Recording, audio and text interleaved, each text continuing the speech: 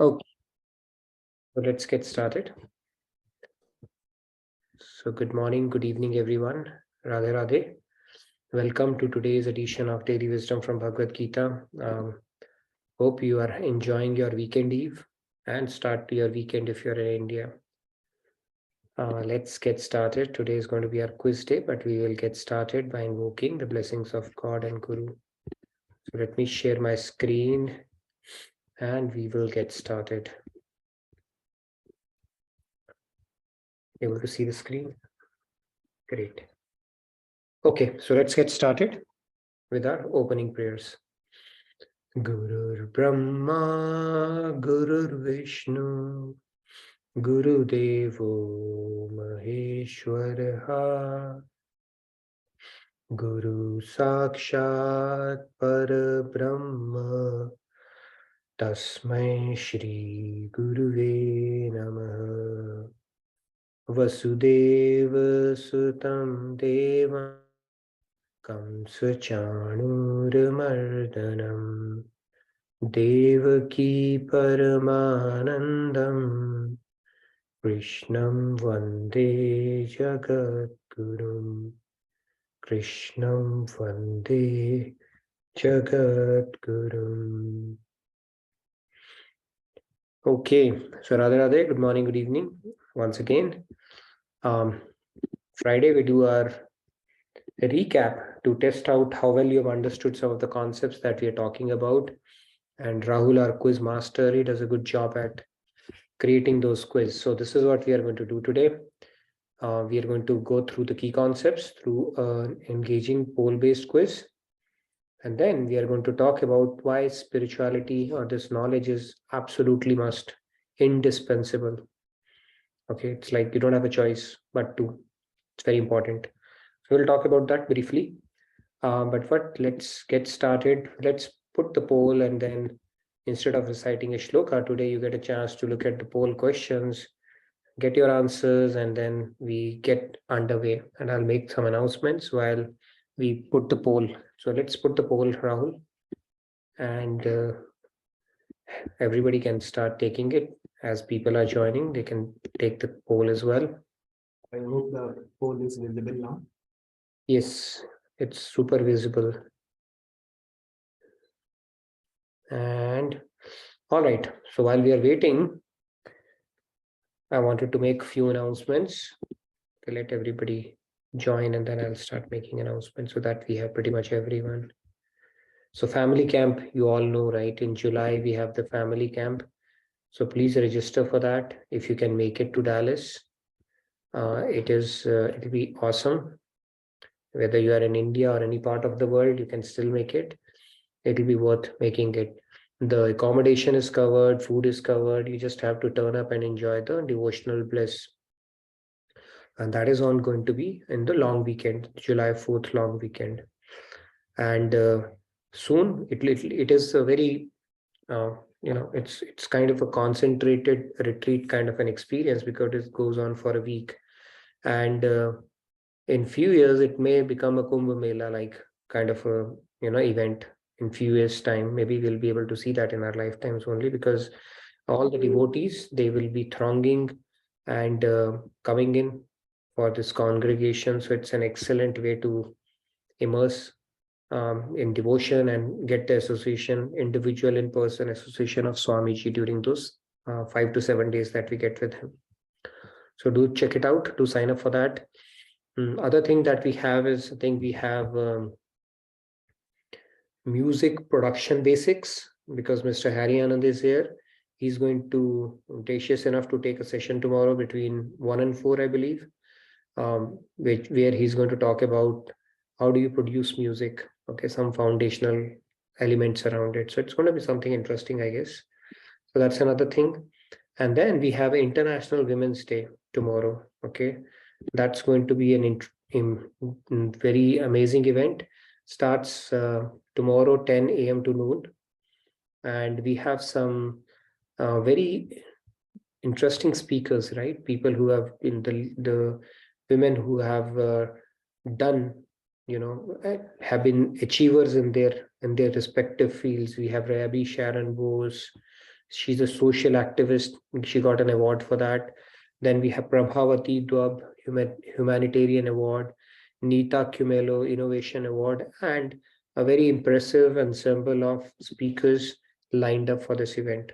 So you can definitely catch it up online and check it out. Help spread the word as well. So although it is International Women Day, men are welcome to watch that as well. Okay, no discrimination there whatsoever. So these are some of the things I wanted to talk about. And yes, now we have the poll going on there. So please do keep participating in the poll. We give typically the first 10 minutes and then we go through these questions. It's a good way to test your knowledge. Yes, Sandhya, you had a question? No, just to add to the announcements, there are like 4 events tomorrow apart from these two that you mentioned. There is also Sundarkand, the monthly Sundarkand part at the temple tomorrow.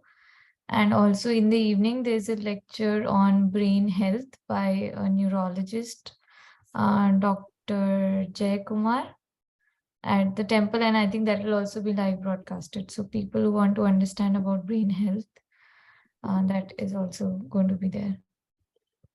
Nice. Okay. So we have 4 events. Okay. 2 short of half a dozen events tomorrow. So you have a buffet to choose from. International Women Day is something you definitely don't want to miss out on. Help us spread the word around it. And then if you are in Dallas and if you're interested in music and you want to know how it is produced, we have Mr. Harry Anand. You can hear from him. And then, of course, the Sundarkand and the brain health events that Sandhya spoke about. Okay. And then we have family camp coming up. So we have covered all the announcements, right? Yeah. Okay. Just one correction, the jam with Harry Anand is from 2 p.m. to 4 p.m. CST, and that is only in person. Yeah. Okay. I thought it was 1 p.m. to 4 p.m. No? Just check the website, it shows 2 to 4 p.m. Okay. All right. 2 p.m. to 4 p.m. But if you come at 1, you can enjoy some meal in the canteen. Okay.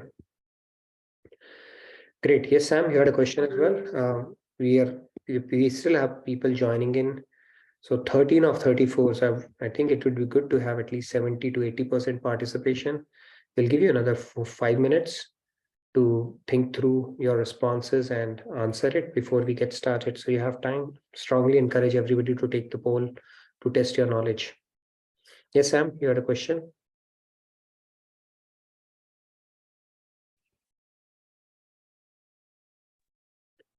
Radhe Radhe Sanji. Radhe Radhe. No, I just wanted to tell you that next time you meet Harry Anand, please ask him why is he not joining our online classes. Why is he not joining? He's a busy guy, right? I don't know if I'll get a chance to extend a personal invite to him, but if I do, I will. If I get a chance, I'll definitely do. Okay. Yep. Sure. Okay. I see how many 35 participants, around 40 participants right now. So please do keep giving the polls. I think we'll give you probably another 4 minutes. Typically, we keep it open for 10 minutes. So 4 more minutes you have. Let's check out how much you have understood some of the questions that we discussed. Good way to test your knowledge and remembrance as well around some of the key concepts that we keep discussing. So please do take a poll. We'll give you a few minutes and then we will get started on our session.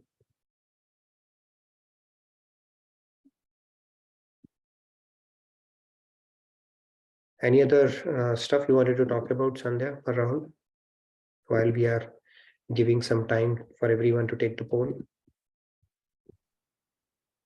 The community portal. So I can just again highlight that we have exciting, engaging threads going on the community portal. I can share the link.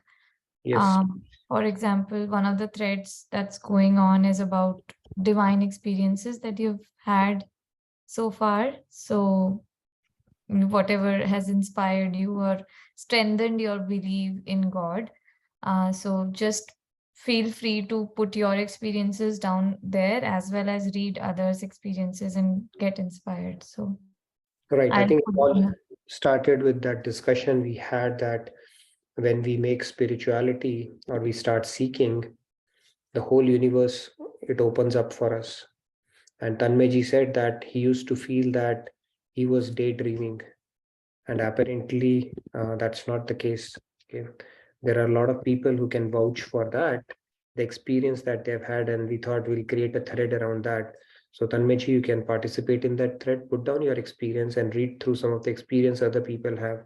We all have been through this journey, and any spiritual seeker can vouch for that, that when they start seeking answers to the questions, the universe starts opening up for them. It's just like that God is planning the responses for you through some means. That knock is always there, but the first step of opening the door, that initiative when we take, then it's like the floodgates start opening up.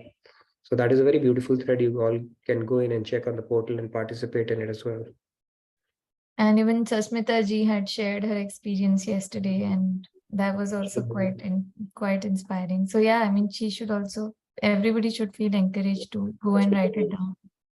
Journey was pretty awesome as well. I think she was seeking and crying that I need to tap into something which will quench her thirst, and I'm glad she finally found the knowledge that she was seeking. So that was a pretty interesting story as well. All right, I see about 65% participants have participated out of 40, around 44, 45 people today. So we still have, maybe we can give, okay, 1 minute is there, 10. We'll give a couple of more minutes for the new people. Maybe at 12-minute mark, we'll get started. Whoever has taken a poll, okay? Would be good if we can get close to maybe 80% participation, 80, 90%. If you need more time, let me know. But I think 12 minutes is a good mark. You need to join in just a little early today to participate in the poll on Fridays, because we don't have recitation on Fridays. And there is one more announcement of the weekly Sunday satsang. So we have that broadcasted live from RKT Dallas at 10:30 a.m. CST. So please make Yep. note of it on Sunday. Yeah, that is something you should look at including it as part of your weekly routine. It's a beautiful satsang where Swamiji's lecture is played, then there is a guided meditation, and then a beautiful immersive kirtan segment. So everything is there. Add it to your routine and take benefit from it. You would just need a noise cancellation headphones, and even otherwise, it's a pretty immersive experience if you try that out. Okay, so last minute, we are down to our last minute then. I hope all of the remaining people can participate quickly as well. Please do, and then we will get started with our discussion on each one of these questions. And thank you, Rahul, for putting it together every week, which pretty much covers the essence of some of the stuff that we discussed. So this is good. Previously, we used to do Kahoot, but then not everybody could participate, and I think this is a better way. If we have to simply check our understanding and participate, it gets a bit competitive too, right, in Kahoot, and then 50% of the participants, they are not able to join or participate, so it's not very inclusive. All right, we are down to our last 5 then. 5, 4, 3, 2, 1. Okay, so let's get started. Can we end the poll and see the results now? I think about 71% participated. That's fine. So let's get started. So first question that is posed is, God is Atmarati, which means, so we got all of the above. Okay, and we got every answer as well. So let's see the concept that we spoke about. If you're able to see my screen, we spoke about this concept of God, Atmarati, Atma, Krida, and Atmaram. All three are there. So when it's talking specifically about Atmarati, that means one who is attracted to his or her own self. That is Atmarati. So the first answer, not the second one, is right, which interestingly is the minimal. Only 2 people have gotten it right. So whichever 2 got it right, congratulations. Atmarati is actually, he's attracted to his or her own self. Okay, because he is attractive, so of course he gets attracted to his own self. Okay, that is called Atmarati. Atmarat, who rejoices in the self, he doesn't need anybody for plus or minus to make him happy or make him less happy. And Atma Krida means his own divine pastimes. He is self-entertained. Okay, he doesn't need anybody for entertainment. All three are there. So whoever got it right, see, Bahumat said one who rejoices in the self, but Shresht Mat said that one who's attracted to her own self. So minority is right in this case. Okay, so congratulations to whoever got it right. Next one is a student tried to imitate God's pastimes. Now the student's conduct is justified by his or her friends. They also supported and applauded it. Now, is it true, false? Maybe. All three are there. The answer is actually false. Okay, God's, and for that matter, saints' leelas are not to be imitated. We have to learn from it. We can't imitate it. Okay, so if you look at the concept, when we imitate it, it is a path for self-destruction because we don't have the ability, and we cannot selectively imitate it because God's leelas are God leelas. We can imitate it in Ram Leela. When we go on stage and do Ram Leela, that is okay. But if you start to imitate it in real life, then it is not okay.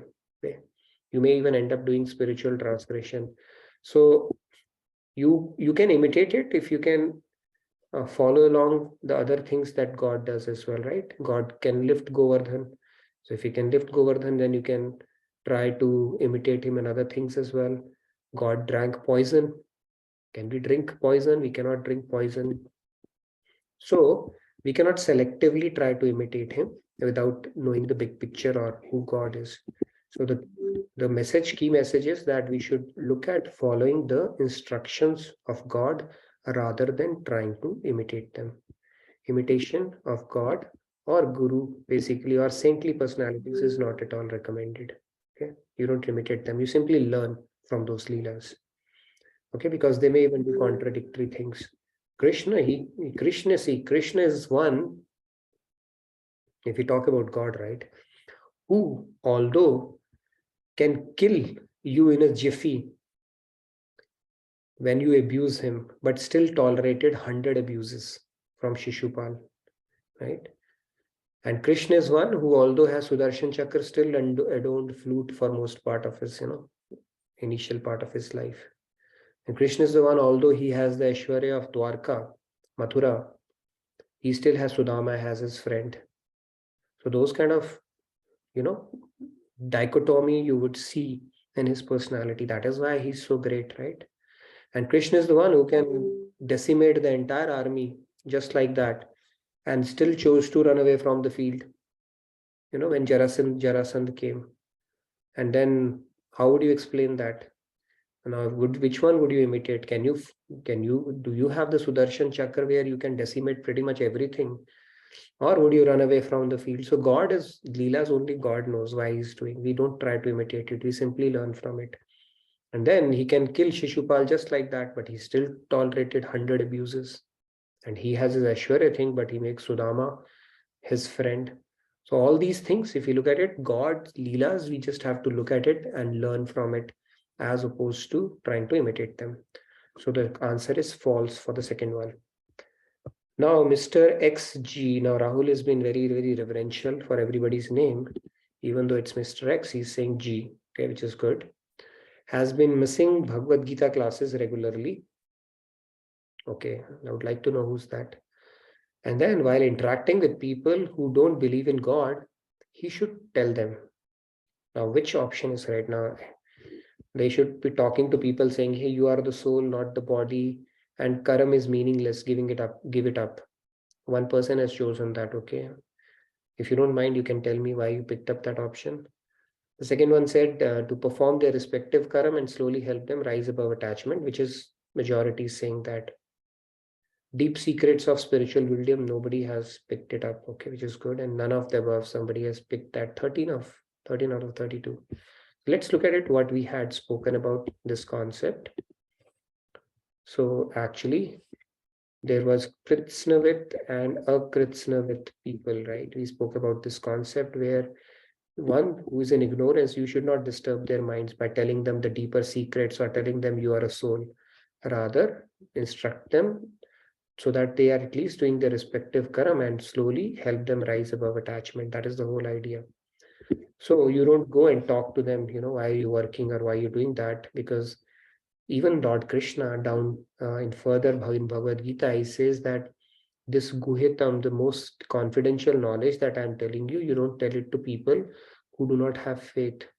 It is not recommended, because they may end up doing spiritual transgression by questioning God itself because of their false pride, ego, ignorance, whatever that case may be. And in general, it's a good policy to basically, if people are working, let them work. You can facilitate the process for them, but you don't challenge their belief system to the extent where their existing shraddha on what they are doing is broken as well. Some people, including ourselves, most of us are not ready for the deeper things, right? So Karam Yoga is given so that you continue to perfect it, develop that detachment, or rise above attachment by continuing to do your work in the right spirit, that you're doing it for the pleasure of God or offering the fruits to God. So that is the idea. It's definitely not recommended to tell people, you are the soul and all that stuff, unless they are ready for that message. But if they are ready, you can facilitate that process for sure as best as you can. Yes, any questions, Sam, on this? How do we know that Mr. Z is Kritsnavit? No, we don't know that. I mean, it's something you can see if somebody's soliciting it, somebody's looking for that, or you are forcing that upon yourself, right? When we give somebody unsolicited opinions, it is disrespectful, not only for them, but for ourselves as well. But people who are coming in satsang, they have an inquisition, right? That's why they are there. And then you can facilitate that process. But in general, you meet people and you start giving the dump of your mind to them. That is not usually recommended, unless they are seeking that, right? That's where you have to take a call. I don't know. The first statement, Mr. Z has been missing Bhagavad Gita classes regularly. Why is that added? I mean, I don't Okay, know.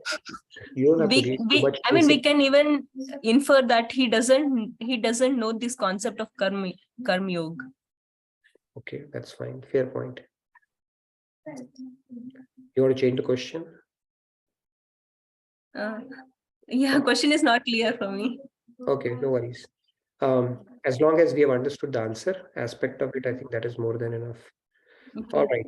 So the next one we had was, life is a BCD journey where D stands for, and it's a single choice, death, desire, dreams, destiny. Okay, so nobody has picked up dreams, but two of you have picked up desire, majority of you have picked up death, and few of you have picked up destiny as well. Okay, so if you've been attending the sessions, then you would have gotten it like it was a no-brainer question, because we have spoken about this multiple times. Let me bring up the slide. So life is a ABCD journey. What is the ABCD journey of life? Let's look at it. It's between birth to death. B to D journey with C in between. And what is the C? C is the choices that we make. Okay. Now these choices, they see and these choices that we make, they determine whether we are evolving in our spiritual journey or devolving. Okay. Are we acquiring inner growth or we are degrading ourselves further? Every moment presents a choice. And life will present problems as well. But those problems, you can solve it with a mindset that is beneficial for the journey of the soul. Or you could worry about those, or become bitter, or deal with it ungracefully, where it is devolving or regressing for your journey of your soul. Both choices are available. Okay, so that is where this is called, Swamiji has beautifully said that it's a B to D journey and with C in between. And I put A also, okay, A, B, C, D, okay. Now it's an ABCD journey. Choices that we make. See, every situation in our life presents us with three options. What are those three options? If I'm at this plane in my spiritual journey, I can stay here with the choice that I make. That means it is called neutral or a status quo you have maintained. Or I could take myself to the next level by tolerating something, by exercising let go, by being forgiving, by choosing uplifting and noble thoughts, by choosing to align with God's will as best as we can understand. Or we can degrade ourselves. Here we were and we degraded ourselves. By how? By choosing to act with anger, with vengeance, with bitterness, not letting go, having a sense of revenge for somebody, not being able to let go, not being able to forgive, right? And continuing to harbor resentment in your head, right? If we do that, then we are taking our journey backwards. So all three choices are available to us at all times. Now, depending upon what we value, that is where we will align our process. What will you value? You will value something that is supported by your belief system. What is supported by your belief system? Which is the knowledge that is sanctioned by your intellect. What knowledge is sanctioned by your intellect? That we spoke about yesterday. What kind of knowledge you should feed your intellect? Are you going with the informal knowledge acquisition, which is happening to you, or are you acquiring it formally through the words of Guru, which are coming from scriptures? So it's all, everything is linked. Your choices will be dictated by your actions. Actions are driven by our value system. Value system is driven by our belief system. Belief system is formed based on what our intellect believes in. And that comes from the knowledge that gets activated. And the knowledge, what is the basis of the knowledge? So everything is driven by where are you getting the knowledge and what you are convincing yourself intellectually with. Okay, so that is how important it is. So it's an ABCD journey. Choices are very important, and each choice has a price tag to it. You are paying a price for it. One price could be you're uplifting yourself, which is a good price to pay. Other could be you're just degrading yourself. If you are neutral, then okay, it's a wasted opportunity, but at least you have not gone down. So that is the key message. All right, so what is the next one? Bhagavad Gita talks about doing our karam, therefore working for the purpose of enjoying sensual and mental delights is the right approach to live life. All right, overwhelming majority said no. Somebody said yes. Okay, somebody is either playing pranks today or doing it purposely. I don't know. Would that somebody mind raising their hand and telling us what made you believe so? I think it will be a good discussion to have. No? Nobody's raised their hands? Okay, somebody's laughing. Okay, so we did speak about, now that we have spoken about the choices part of it. The next part is Bhagavad Gita talks about our karam, therefore purpose of enjoying sensual and mental rights, the right approach to live life. Okay, so this goes with the philosophy of Charvak, Bhautikvad, right? Khao piyo jio, ash karo, karza karke ghee piyo type of a mindset, where it says life is like an ice cream, enjoy it before it melts. Now, unfortunately, if that was the case, I mean, it would have been pretty cool, right? Enjoy, and there's absolutely no incentive for us to even improve ourselves. Just enjoy, even if it happens at the expense of somebody else. What does goodness have to do with it if there's only one life? Right? Yeah, Someshi, you had a question?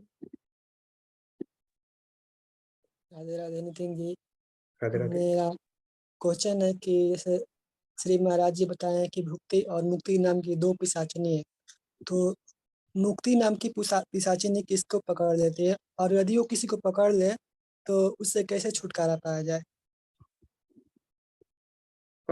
उससे कैसे छुटकारा पाया जाए? Okay, that's a different discussion altogether. Huh? So here with senses delights that we are talking about, I'll touch upon that as well.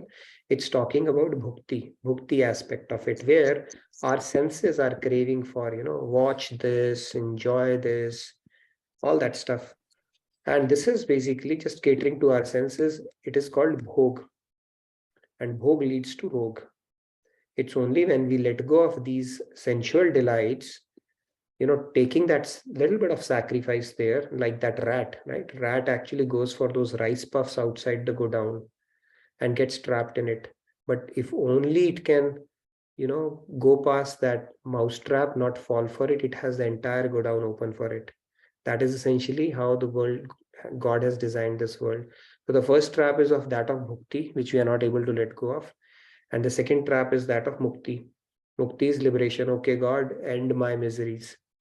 And mukti is basically something that, see, it's a bottom-up sanskar that you build. If you just care for your own happiness, then you will get mukti if you perfect your devotion like that. But when you do Nishkam Bhakti, when your aim is to serve God, that's when mukti will not touch you. Okay, then you directly get Premanand. And when you get Premanand, that means you get the ability to serve God. When you do mukti, you are bereft of that service. You never get that. It is also called spiritual suicide in a way. Okay, where na rahega bans na bache ki bansuri. So when you get Premanand, mukti is already a byproduct of it. It's like you've seen that, right? And deals happen, Black Friday or Diwali bumper deals, where you get one and get one free along with it. So when you get one, get free. In this case, when you get Premanand, you get Mukti free. They reject Mukti. They said, no, we don't need Mukti, because Mukti is nothing basically in front of Premanand, because divine love is the highest prize of God. And God does not give you unless you have shown or proven that that is what you want to have, right? He will say, you want to get stuck here. See, if we get lottery, if we get bhukti in this world, lottery, money, fame, or power, that itself will corrupt us. More or mostly, most of the people it corrupts, okay? So that is where one person can fall. So bhukti tests fails a lot of people. You get siddhi, you can fall there. So God keeps his entrance, he keeps raising the bar on bhukti. And of course, spiritual. Mukti is also spiritual. It's a spiritual desire. However, it's a higher level of desire, and people fall for that also. But when you reject both of these, that's when you get Premanand. And God reserves his most secret prize at the back pocket, right? It's like the most treasured thing. Where do you keep in your house? Inside a locker, and inside a locker, and locker, and locker. So that's how God does for Premanand as well. Because when he gives Premanand, the other thing that happens is he becomes enslaved to that soul. It's like God has become your slave. Okay, so that doesn't come so easily.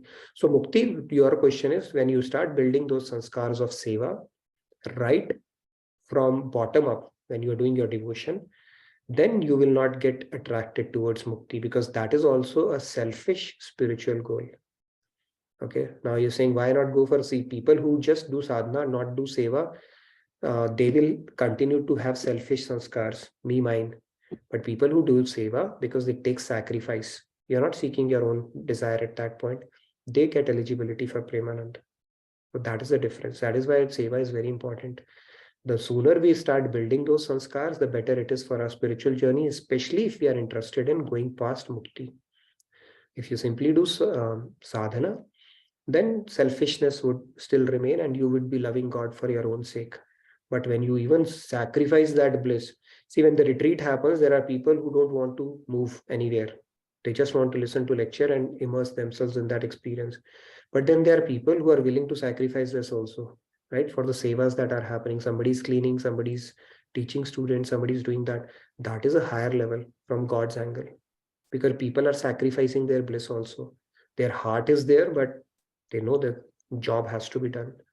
So that is why building seva sanskars take us to the higher goal. It may take a little longer, but then you will get higher, much higher. Okay. So mukti is something. दूसरा प्रश्न है कि संसार में न सुख है न दुख है, तो हमें किसमें सुख दुख का अनुभूति किया जाए? Yeah, so that is the right way. Actually, if you turn your back away from the world thinking there is a lot of misery in this world, that is not the right attitude. Then you will have Falgu Viragya. It is called Falgu Viragya. And we need to do Yukta Viragya with the understanding the world has neither happiness nor misery. Okay. People who go for moksha, they're like, okay, world has misery, end my misery. People who go for Premanand, it's like coming from negative to zero, but positive also. That is Premanand. So they don't desire moksha. Moksha is a byproduct of it anyways. So we don't think about the world. I mean, a devotee has the sentiment that I have to serve God. Okay, there's neither happiness nor misery in this world. And you do whatever you do with the consciousness that you're serving God. It could be a duty towards your family, son, wife, relatives, parents, whatever it is. But you do it with a sentiment that it is a service for the pleasure of God, not for my own sake. They are not mine. They are, end of the day, I'm a trustee for them, not something I own, because these relationships are temporary posts which keep on shifting every lifetime. Did it make sense, Rameshji? Yeah, Maharajji at least explained. So I'm just told you my little understanding on this. Okay, so any questions on what we have? I think thank you, Rahul, for creating these questions. I think we have covered everything right today. Yeah. So the current one, yeah, and people basically what it's saying is if we simply cater our life to or lead our life catering to our senses alone, then it is a wasted opportunity. Okay, it is more around, there's absolutely no difference between us and the animals at that point, because animals are also instinctive. They just cater to their senses alone, right? Eating, mating, sleeping, and defending, even animals do. And we do it in a deluxe manner. So if you fundamentally break down those activities, whatever we are doing, they are no different from animals. And protecting themselves, we protect it through money, our insurance policies, bank balances. They do it through their teeth and claws, right? Progeny, we do, even animals do. They can do 20/20 also in one shot. Okay.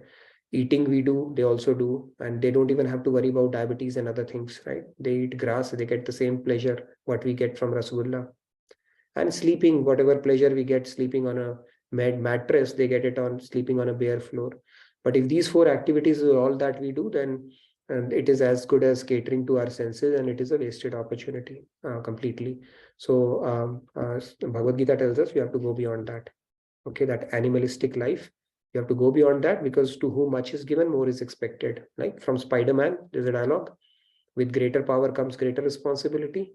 So we have been endowed with greater power in our lives, and hence we need to exercise a greater responsibility by first inquiring, why are we here, what is the purpose of life, and then start making progress towards that. Yes, Rahul, you had a question? There is a comment in the chat that सुख और दुख दोनों कृष्ण से हैं. Sukh is in his happiness or dukh is in his viraha. True. You can dovetail both of them. Very true. Dukh in his viraha and sukh in his happiness. And that dukh in his viraha is higher than the sukh in his happiness. Okay. No, not sukh of having him with you. Basically, viraha is considered even higher than enjoying his presence in front of you. Okay. These are deeper concepts anyway. But yeah, you can dovetail dukh and sukh there as well. Okay. Yes, Prabhat, you had a question?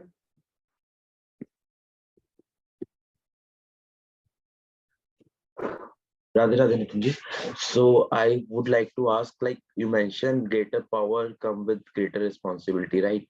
And Greater responsibility comes with greater power. it's like vice versa, right?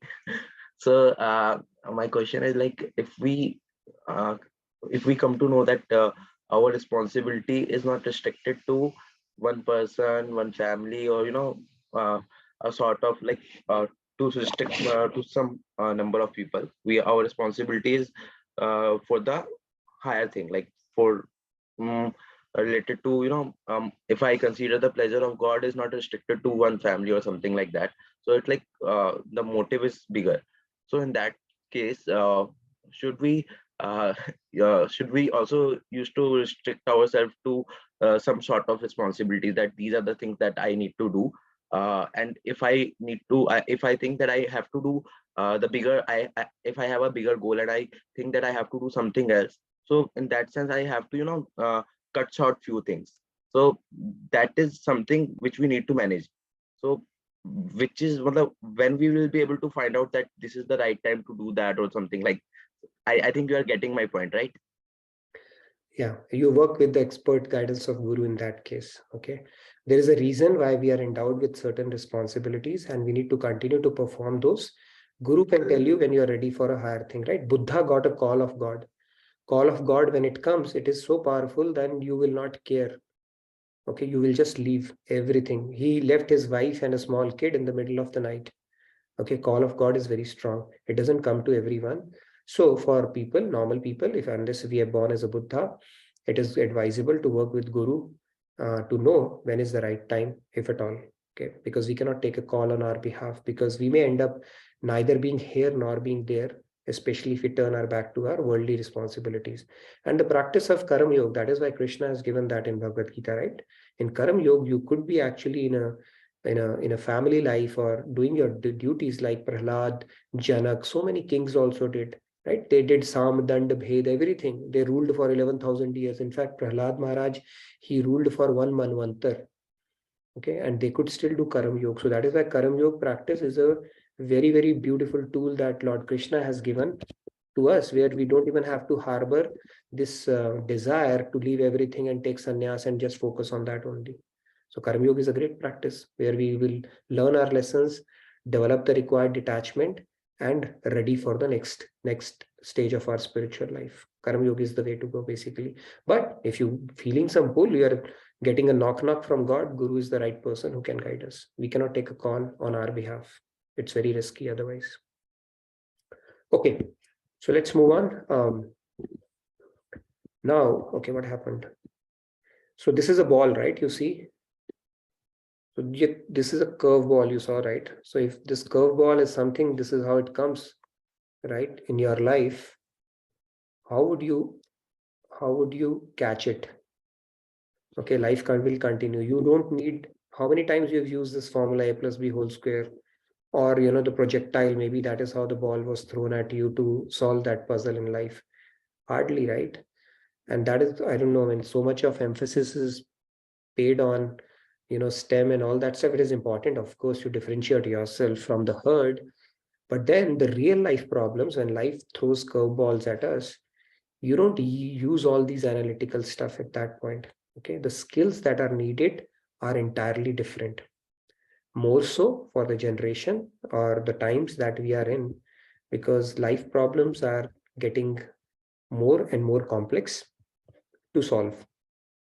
And that is where it is imperative for everyone. It's not like a discretionary thing that, oh, if you're a spiritual, good for you. Okay. It is actually an absolute must have, and what you call that, non-discretionary or indispensable thing for everyone. Now, if we wake up to it, great. If we don't, that's not a blessing at all. It's not a bliss at all, living in ignorance. So with whatever way it happens with us, we should feel very fortunate, because this knowledge is something that is needed for us to face life and the different, I say, curveballs or what life throws at us from time to time. And nobody is immune from that. Okay, everybody can actually pen down their story to say, okay, this is going on in their life with their relation and other things, and the hardships and the challenges and the stresses and the fears and the anxieties, the insecurities. How do you deal with that? No amount of scientific knowledge or material knowledge would help on that science. So the sooner this dimension gets introduced to us in our lives, or we are able to imbibe it in our life, balancing it out with our other needs and other obligations, self-enforced most of the time and over prioritized most of the times, start adding this dimension, this is going to really make life easy. So here I wanted to introduce a concept, we have spoken about this quotient. So let's talk a little bit about that, the different quotients that we have.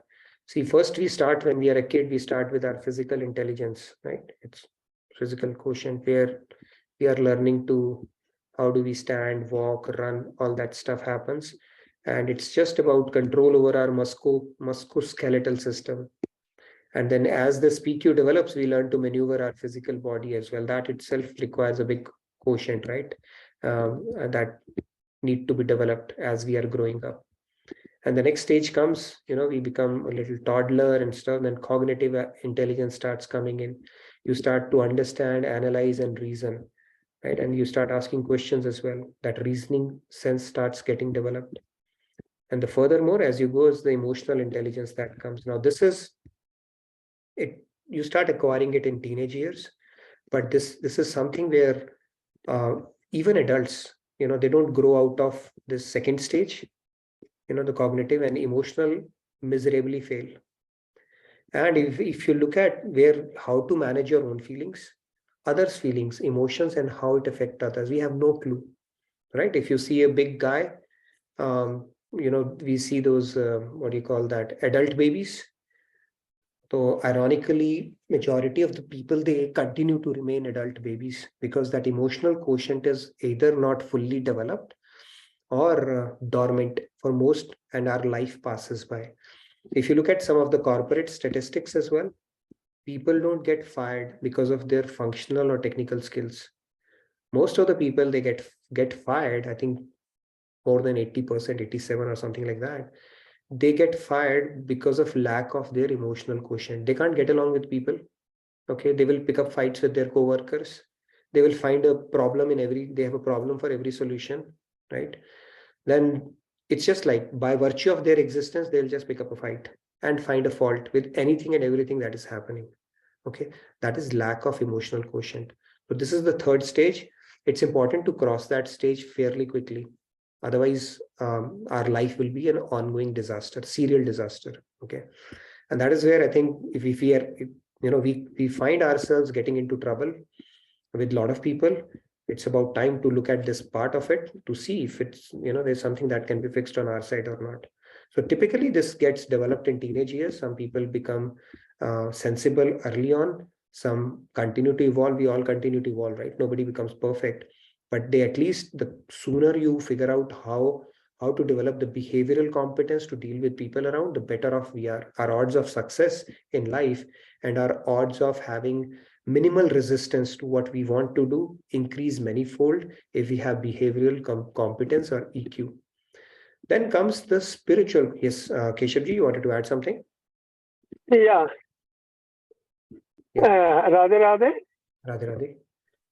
Yeah, you mentioned like people are fired or whatever because they cannot go hand to hand with colleagues and whatever.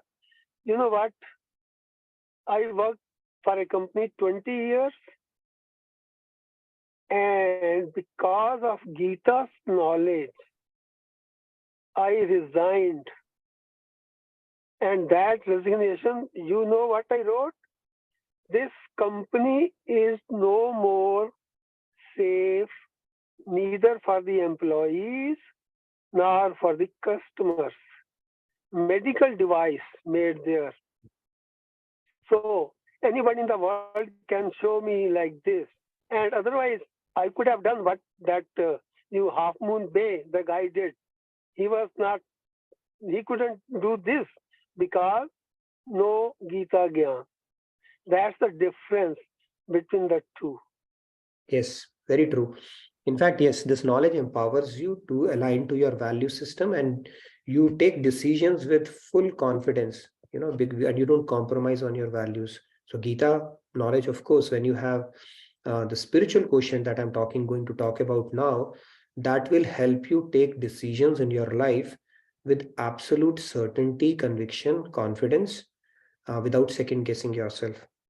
So beyond emotional, now comes the spiritual quotient, which is very, very important, where you start searching for the bigger questions in life. It's not just about leading a life and taking care of your family and kids and all that stuff alone. You start thinking about the higher questions, searching for meaning and purpose of life. And spiritual quotient is like, when you have spiritual quotient, emotional quotient is automatically going to go hand in hand with that. It's not possible that you are evolving spiritually and declining emotionally. Not possible. This is one of the yardsticks you can employ to see whether you are progressing or regressing. It's like you cannot, what do you call that? A mango cannot survive on a hilltop. Similarly, in a spiritual heart, if you are evolving spiritually, your emotional quotient has to follow along. You have to get better at that. Your behavioral competence and all that stuff will follow along. So next level comes the spiritual intelligence that I spoke about. And it is basically where you look at, serving in personal relationships, serving through your position of leadership. In fact, this word of leadership through servitude is gaining momentum these days. How can I serve you? It's in serving one gets, right? So as a leader, when you are not just cosmetically looking at things, a lip service you are doing where you are saying, I care for you and stuff. It's not a long-term game plan. Okay, so true leaders, you will find they are the people who are genuinely concerned about your welfare, and they command respect by virtue of having that continual engagement, not because they are in the position of authority, but because they genuinely care. And how would that happen? It would only happen if you have a spiritual quotient. You have worked on yourself and you really ask God for his grace to actually imbibe that. It cannot happen without God's grace. So spiritual quotient is very, very important in today's life. That is why I'm saying you may have an IQ and other things, but unless you have EQ and the spiritual quotient, your odd, you will always be, the game would be very dicey, the game of life in that case, right? It's like going to a battlefield without an armor.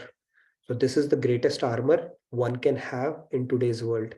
And that is the greatest armor we can give to somebody else as well, whether it's our kid, relative, or whoever, so that, when life gets tricky, you are able to navigate through it without ruffling too many feathers in your head.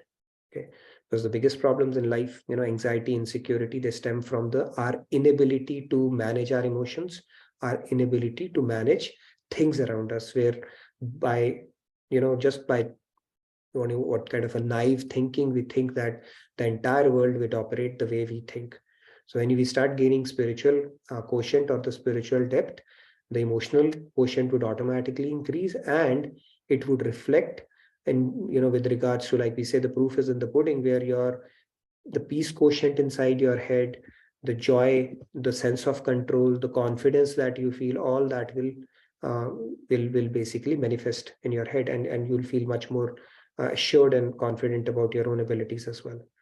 So that's where I wanted to bring it up. So IQ is important, where we need to differentiate ourselves, right? Especially in STEM subjects these days, but it is overemphasized beyond a point. The skills that are required to be successful in life go much beyond, these IQ alone.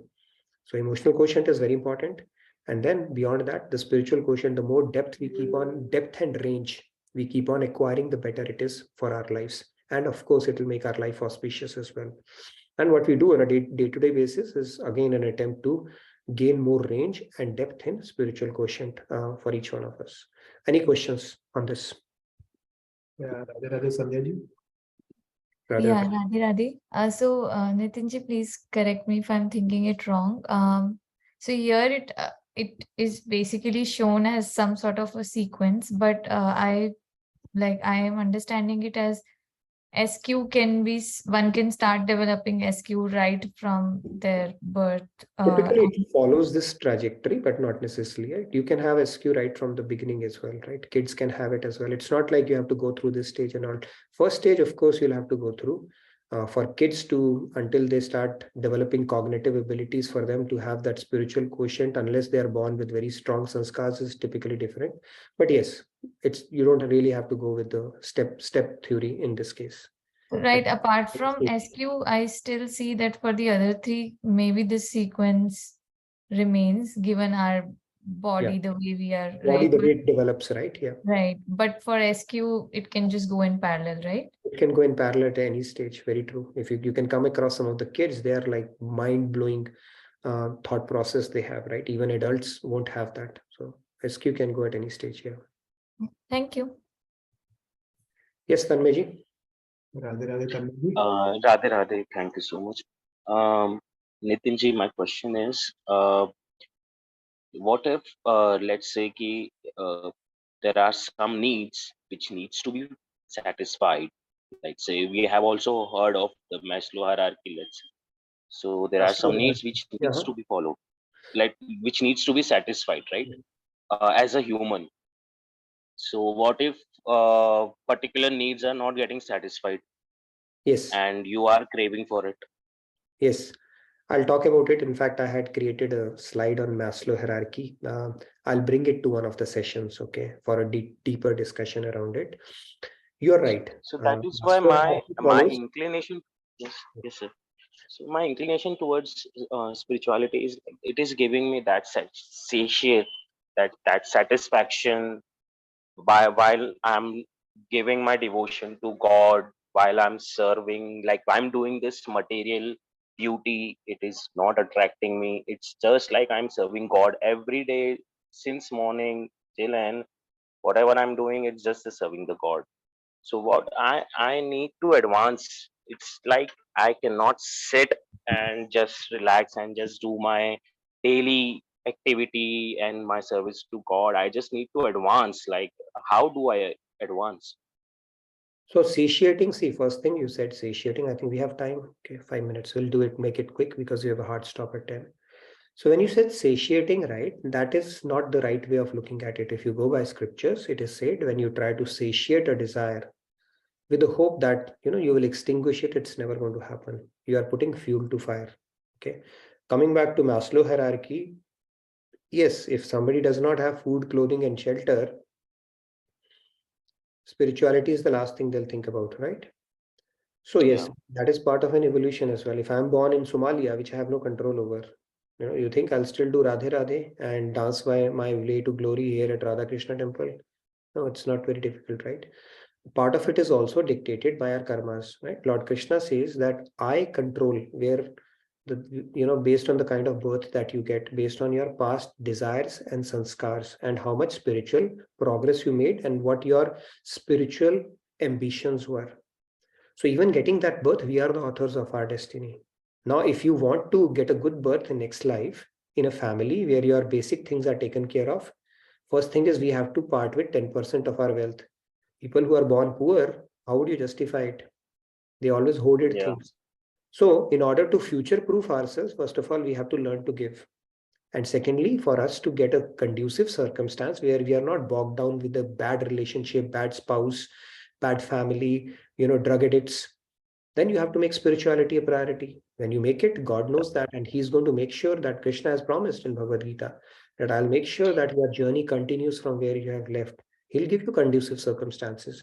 So, end of the day, Yes, it's yes, Nitinji. the authors of our destiny in that sense as well. Nitinji, why is this Yogaksham Vaham Yam? Because my spirituality suddenly popped up. Like I was an atheist, and suddenly Shri Krishna ji made his manifestation at the age of 30. So is it like I have done something in the past? No, in you would have past done life? Krishna Bhakti in the past, and God only knows at what age that will manifest. If you ask me, my parents were pretty religious, my mom is there, but I would never sit in any of the pujas. I would go to Vaishno Devi and sleep my way to glory. It manifested only for me around that age as well, right? So God only knows when Okay. to manifest, but we would have had some seeds in the past, because getting bhakti and getting devotion or that seed for God is not something that happens just like that. It comes with grace of God. At what time it will sprout, only God knows. You should feel good that it is Okay. happening and make the most of it. Yes. Thank you so much. No worries. Okay, last question, Rahul, and then I know we have just 2 more minutes. Yeah, Radhe Radhe Nitinji, there is a probably we can talk later, but K. Ganpriya ji has a question that how to develop this SQ correctly. Can you please guide some do's and don'ts? Yeah, I Sure. don't, it's not a 2-minute question, but yeah. It's a 2 minute, it's not a 2 minute, but Ganpriji can talk more.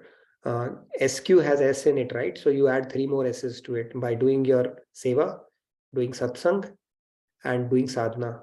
That way you can develop SQ. And when I say sadhana, means surround yourself with people who are not gossiping. Okay, who are not telling you about the world and all those things. So surround yourself with inspired people. This is also a satsang. Second is do your sadhana, where you're taming your mind. Your mind will say, go for this, go for that. So many allurements. You tame it back with the proper knowledge. And of course, you have to do seva. Pick up some seva, however small it might be, and see how it grows into you. If you add these 3, you are automatically contributing or gaining depth in your SQ. Okay. It's a short answer, but we can have more discussion on that. Okay, so with that, we come to the end of today's session. We have another session, book club. You can stay back. Over to you, Ajay and Sunil Bhai, if you're around. But we'll continue our discussion. By the way, I wanted to let everybody know that Monday, there won't be any session because I have some office stuff that I'm not feeling good about it.